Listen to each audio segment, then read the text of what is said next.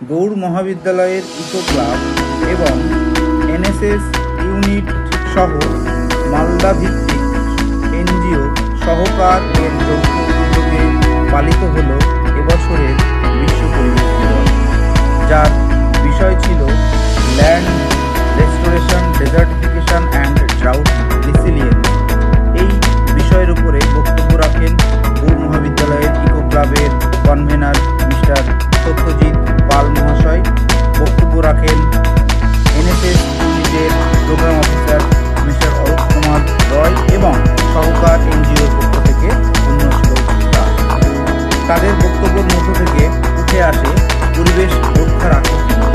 উপস্থিত ছাত্রছাত্রী এবং অধ্যাপক অধ্যাপিকা সহ অন্যান্য শিক্ষাকর্মী যারা ছিলেন, প্রত্যেকের কাছে এই বার্তাটা পৌঁছে দেওয়ার চেষ্টা করা হয় এবং গৌড় মহাবিদ্যালয়ের যে গ্রিন ক্যাম্পাস পলিসি নেওয়া হয়েছে সে বিষয়ে সকলকে সচেতন করা হয়।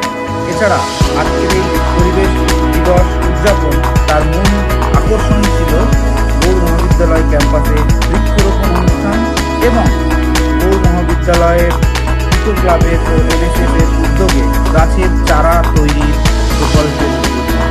গৌড় মহাবিদ্যালয়ের অধ্যক্ষ ডক্টর অসীম কুমার সরকার মহাশয়ের হাত ধরে গৌড় মহাবিদ্যালয়ে একটি ছোট নার্সারি অর্থাৎ চারাগাছ তৈরির একটি ক্ষেত্র আজকে উদ্বোধন করা হয়।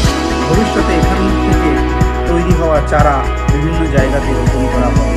উল্লেখ্য, গৌড় মহাবিদ্যালয় গত এপ্রিল মাসে 22শে এপ্রিল বিশ্ব ধরিত্রী দিবসে ঘোষণা করেছিল যে পরবর্তীতে তারা বিভিন্ন জায়গাতে, পতিত জায়গাতে এবং রাস্তার ধারে বৃক্ষরোপণ কর্মসূচি গ্রহণ করবে সহকারের সঙ্গে যৌথ উদ্যোগে এবং প্রয়োজনে স্থানীয় প্রশাসনের সঙ্গে আলাপ আলোচনার মধ্য দিয়ে।